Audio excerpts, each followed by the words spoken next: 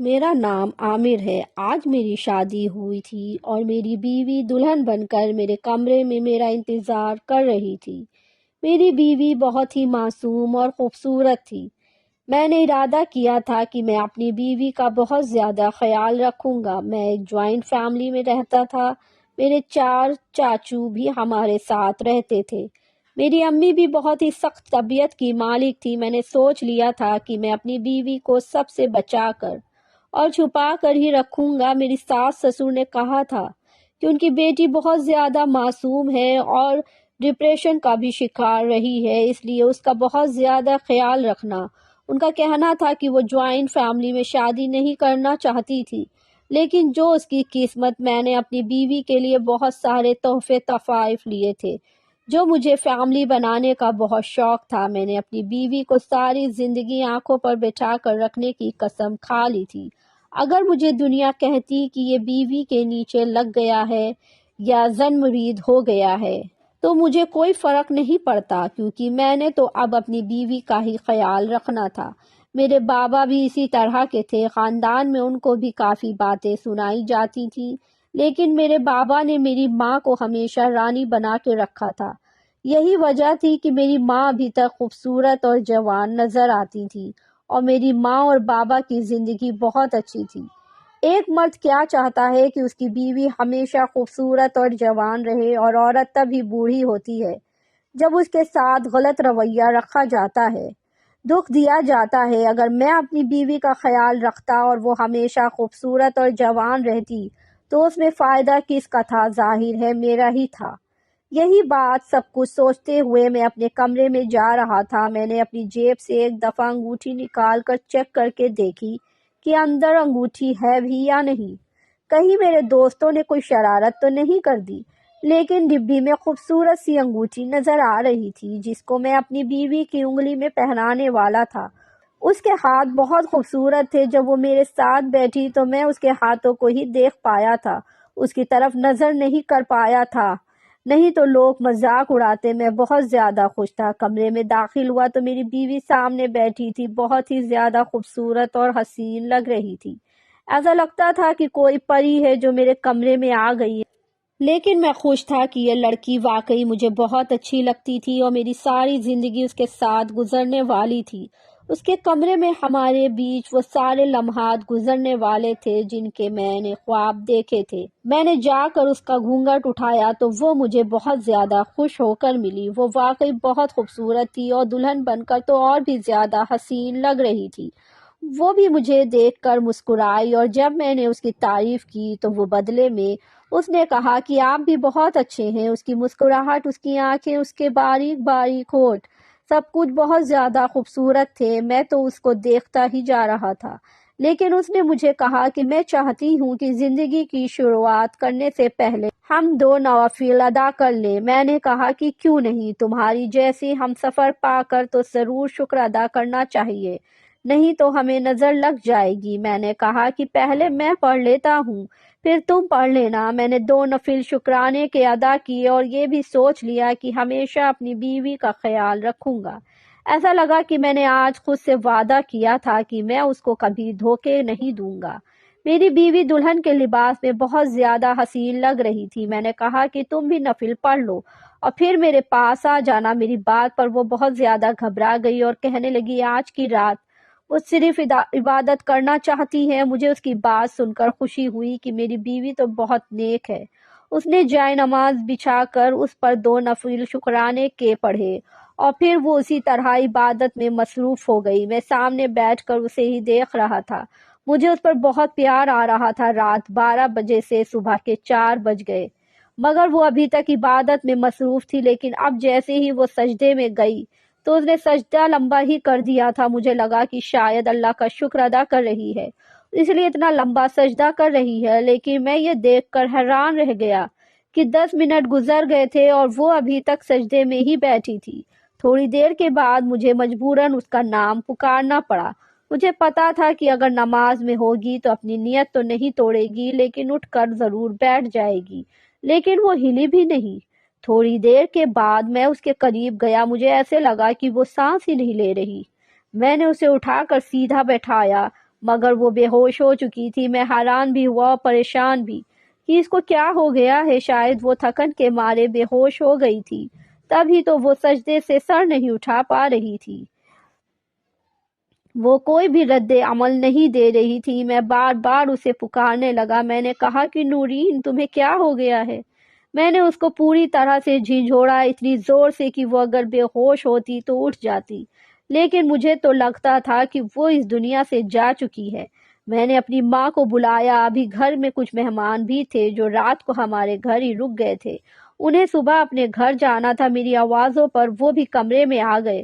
جب میں چیختا چلاتا ہوا باہر آیا تو سب لوگ متوجہ ہوئے اور بغیر میرے کہے یہ سب میرے کمرے میں اکٹھا ہو گئے، لیکن جس منظر کو دیکھنے کی ان کو امید تھی وہ تو ان کو نہ ملا۔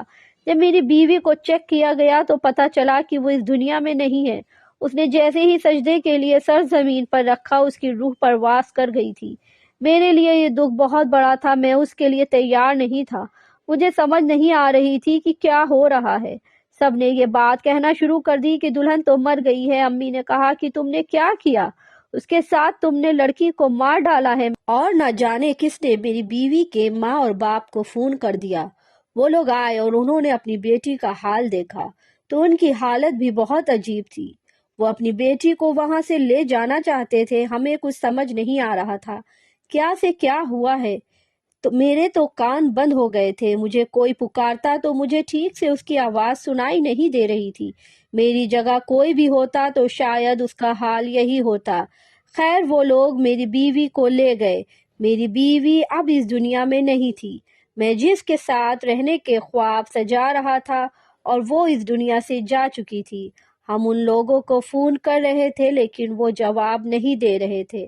ہم ان کے پیچھے ان کے گھر پہنچے تو وہ دروازہ بھی نہیں کھول رہے تھے، اور جب دروازہ کھلا تو یہی کہا کہ آپ نے ہماری بیٹی کو مار ڈالا ہے۔ اب آپ لوگ یہاں پر کیا لینے آئے ہیں؟ یہ بات اپنی جگہ ٹھیک تھی کہ آپ اپنی پیاری بیٹی کی شادی کریں اور آپ کی ایک بھی بیٹی ہو، اور شادی والے دن ہی وہ اپنے شوہر کے کمرے میں مردہ حالت میں پائی جائے، اور اس کے بعد آپ اس کی لاش لے کر اپنے گھر چلے جائیں تو یہ صدمہ بہت بڑا ہوتا ہے۔ مجھے اس کے قریب تک جانے نہیں دے رہے تھے۔ ہمیں یہ تک پتہ نہیں کرنے دیا کہ آخر اس کو ہوا کیا تھا۔ مجھے تو ایسا لگتا تھا کہ شاید اس کے اندر جان باقی تھی، لیکن وہ لوگ اس کو پہلے ہی وہاں سے لے آئے تھے، اور میری ماں کا کہنا تھا کہ ہاں تمہاری بیوی مر چکی ہے۔ میں اسے دیکھنا چاہتا تھا، آخر وہ میری بیوی تھی۔ مجھے کیا اتنا بھی حق نہیں تھا کہ میں اس کو آخری دفعہ دیکھ لیتا؟ وہ لوگ تو دروازہ بھی نہیں کھول رہے تھے، دروازے کے اندر ہی کھڑے ہو کر بات کر رہے تھے۔ میری ماں نے ان کو سمجھانے کی کوشش کی اور بالآخر انہوں نے دروازہ کھولا۔ انہوں نے کہا کہ ہمارے گھر میں بھی ابھی تک مہمان ہیں۔ ہمارے گھر مہمان ہماری بیٹی کی شادی کے لیے آئے تھے اور اب اس کی فاتحہ پڑھ کر جائیں گے۔ آپ لوگوں نے کیا کر دیا؟ ہم اپنی بیٹی کو دفن کر لیں، اس کے آخری رسومات ادا کر لیں، اس کے بعد ہم آپ سے دو دو ہاتھ کریں گے کہ آپ لوگوں نے آخر ایسا کیا کیا کہ وہ مردہ ہو گئی۔ میں نے ان لوگوں کو کہا کہ میں اپنی ماں کی قسم کھا کر کہتا ہوں کہ میں نے کچھ بھی نہیں کیا۔ وہ نماز پڑھ رہی تھی اور سجدے میں جاتے ہی اس کی روح پرواز کر گئی۔ اس بات پر ان دونوں میاں بیوی نے ایک دوسرے کی طرف دیکھا۔ وہ خاموش ہو گئے۔ ان کی شکل دیکھ کر ایسا لگتا تھا کہ جیسے وہ کوئی بات چھپا رہے ہیں، لیکن اس کے بعد وہ یہی کہہ رہے تھے کہ یہ سب کچھ آپ لوگوں کی وجہ سے ہوا ہے۔ آپ لوگوں نے ہی کچھ کیا ہے۔ میں بہت زیادہ پریشان تھا، اپنی بیوی کو دیکھنا چاہتا تھا۔ مجھے تو سمجھ نہیں آ رہا تھا کہ میرے ساتھ کیا ہو گیا۔ میں نے انہیں کہا کہ اس کی آخری رسومات ہمارے گھر میں ہی ہوگی۔ آپ لوگ چاہیں تو یہاں پر بیٹھ سکتے ہیں، لیکن کسی سے کوئی زیادہ بات کرنے کی ضرورت نہیں، اور اگر آپ لوگوں نے کسی سے الٹے سیدھے سوال کیے تو آپ چپ رہیے گا۔ میری اور میری ماں باپ کی حالت بہت ہی عجیب تھی۔ ہمیں ایسا لگتا تھا کہ ہم نے کوئی بہت بڑا گناہ کر دیا ہے اور ہم مجرموں کی طرح ان کے گھر میں بیٹھے تھے۔ تھوڑی دیر کے بعد وہاں جو لوگ آئے ہوئے تھے ایک دوسرے سے عجیب و غریب باتیں کرنے لگے۔ تبھی ایک بوڑھی عورت میری ماں کے پاس آ کر بیٹھ گئی۔ اس نے کہا کہ کچھ بہت ہی زیادہ عجیب ہو رہا ہے، پتہ نہیں کیا ہو رہا ہے۔ وہ عورت شاید اتنی بوڑھی تھی کہ اسے یہ نہیں پتا تھا کہ اسے یہ بات ہم سے نہیں کرنی چاہیے تھی، لیکن جب اس نے ہمیں یہ بات بتائی تو ہم حیران رہ گئے۔ اس نے کہا کہ کوئی بھی عورت اس لڑکی کو غسل دینے کے لیے تیار نہیں ہے۔ یہ سن کر ہم لوگ ڈر گئے اور پریشان بھی ہو گئے۔ میری ماں نے کہا کہ یہ کیا معاملہ ہے، ایسا کیا ہوا ہے اور میری بہو کو غسل دینے کے لیے کیوں عورتیں انکار کر رہی ہیں؟ جب ہم نے یہ بات میری بیوی کی ماں سے پوچھی تو اس نے کہا کہ ایسی کوئی بات نہیں ہے، بس لوگ ڈر رہے ہیں اگر کوئی لڑکی اپنی شادی کی رات مر جاتی ہے تو اس کے بارے میں بھی لوگ عجیب و غریب قسم کی باتیں کرتے ہیں، کہتے ہیں کہ وہ بہت ہی زیادہ بدقسمت ہوتی ہے اور اس کے پاس جانے سے آپ پر بدقسمتی کا سایہ پڑ جاتا ہے، اسی لیے لوگ اس طرح کی بات کر رہے ہیں۔ لیکن تھوڑی دیر کے بعد دو عورتوں نے ہمت کی اور وہ غسل دینے کے لیے تیار ہو گئیں۔ انہوں نے کہا یہ لڑکی ہماری رشتہ دار ہے، ہم یہ سب نہیں کریں گے تو کون کرے گا؟ یہ جیسی بھی تھی ہماری اپنی تھی، ان کی زبان سے یہ جملہ نکلا تو میں حیران رہ گیا۔ انہوں نے ایسا کیوں کہا کہ جیسی بھی تھی؟ کیا میری بیوی میں کوئی خرابی تھی؟ لیکن میری بیوی تو بالکل ٹھیک تھی، کچھ غلط نہیں لگتا تھا۔ وہ لوگ غسل دینے کے لیے کمرے میں چلی گئیں۔ تھوڑی دیر کے بعد ان دونوں عورتوں کی چیخنے کی چلانے کی آوازیں آئیں۔ وہ اتنی بری طرح چیخ چلا رہی تھی کہ ہم لوگ حیران رہ گئے۔ ایسا لگتا تھا کہ گھر میں قیامت آ گئی ہے۔ اس میں سے ایک عورت تو بے ہوش ہو گئی تھی اور دوسری نے یہ کہنا شروع کر دیا کہ تم لوگ بہت بڑے گنہگار ہو، ظالم ہو، چلو یہاں سے۔ وہ باقی عورتوں کو بھی وہاں سے جانے کا کہنے لگی۔ باقی لوگ بھی ڈر گئے اور اس میں سے کافی سارے لوگ چلے گئے تھے۔ ہم گھر کے لوگ ہی رہ گئے تھے۔ میری بیوی کی ماں نے اپنا سر پکڑ لیا۔ میں نے کہا اب تو بتا دو کہ ہوا کیا ہے، خدا کے لیے آخر یہاں پر کیا ہو رہا ہے؟ پہلے میری بیوی اس دنیا سے چلی گئی، اس کے بعد آپ لوگوں کا عجیب سا رویہ اور کوئی اس کو غسل دینے کو تیار نہیں ہے، اور اب یہ عورتیں اندر گئیں تو یہ ایسے باہر آئی ہیں کہ جیسے انہوں نے کوئی عذاب دیکھ لیا ہے۔ خدا کے لیے مجھے بتاؤ کہ کیا ہوا ہے، نہیں تو یہ احساس گناہ ساری زندگی مجھے تڑپاتا رہے گا اور میرے لیے تو یہی کافی رہے گا، میں تو اسی میں مر جاؤں گا۔ میرے لیے تو یہ دکھ بھی بہت بڑا ہے کہ میری بیوی میری ہونے سے پہلے اس دنیا سے چلی گئی۔ ابھی تو میں نے اس کے ساتھ ٹھیک سے بات بھی نہیں کی تھی، اتنے سارے خواب سجا لیے تھے میں نے، اور اب وہ خواب کبھی پورے نہیں ہوں گے، وہ کبھی واپس نہیں آئے گی۔ بالآخر میری بیوی کے باپ نے اپنی زبان کھولی اور اس نے ہمیں ایسی بات بتائی کہ ہم لوگ حیران رہ گئے۔ اس نے کہا کہ ہم لوگ بہت زیادہ غریب تھے، ہمارے پاس کچھ بھی نہیں تھا،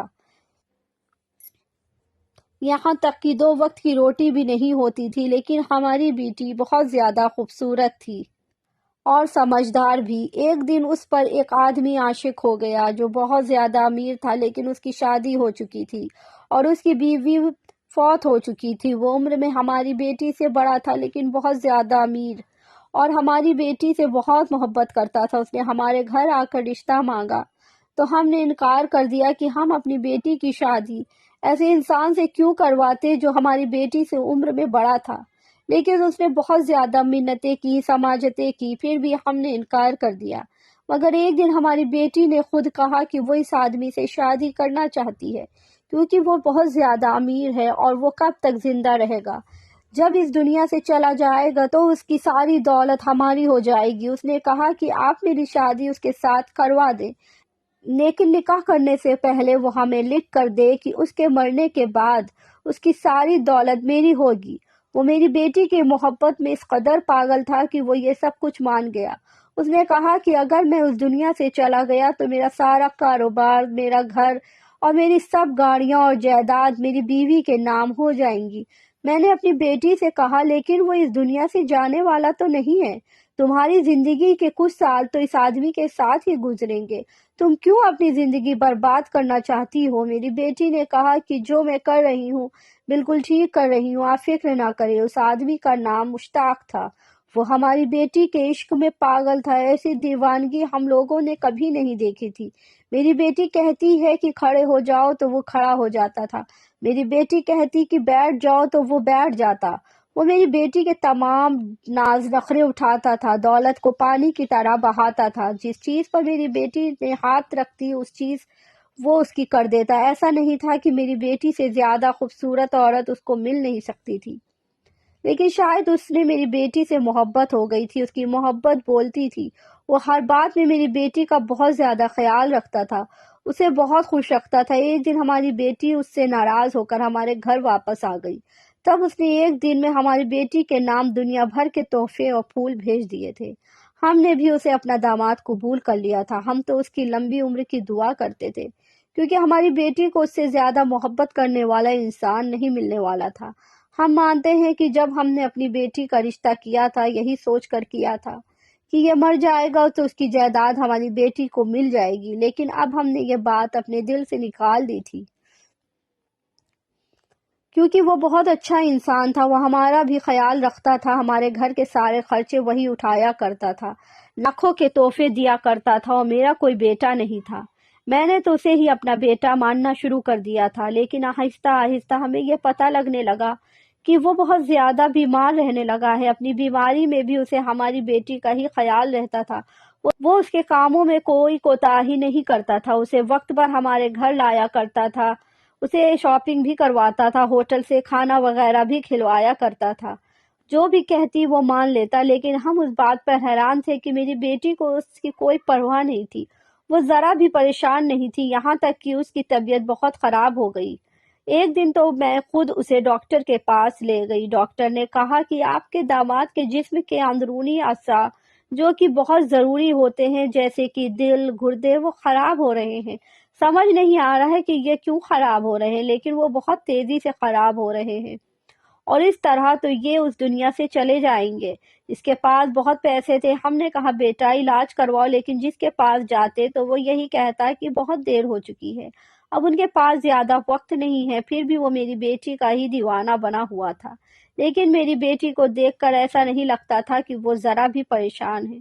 ہم نے اسے کہا کہ تم نماز پڑھو اور اپنے شوہر کے لیے دعا کرو۔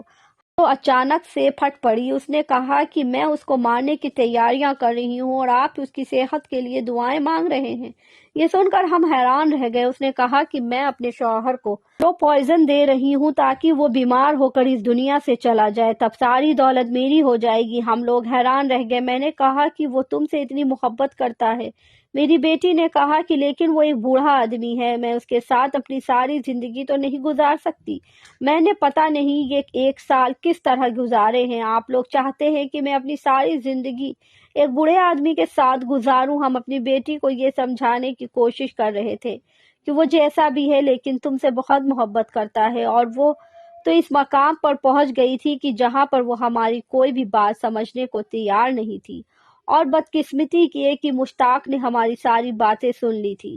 اس بیچارے نے شاید 1-2 مہینے بعد مرنا تھا، لیکن وہ تو اسی وقت اس دنیا سے چلا گیا۔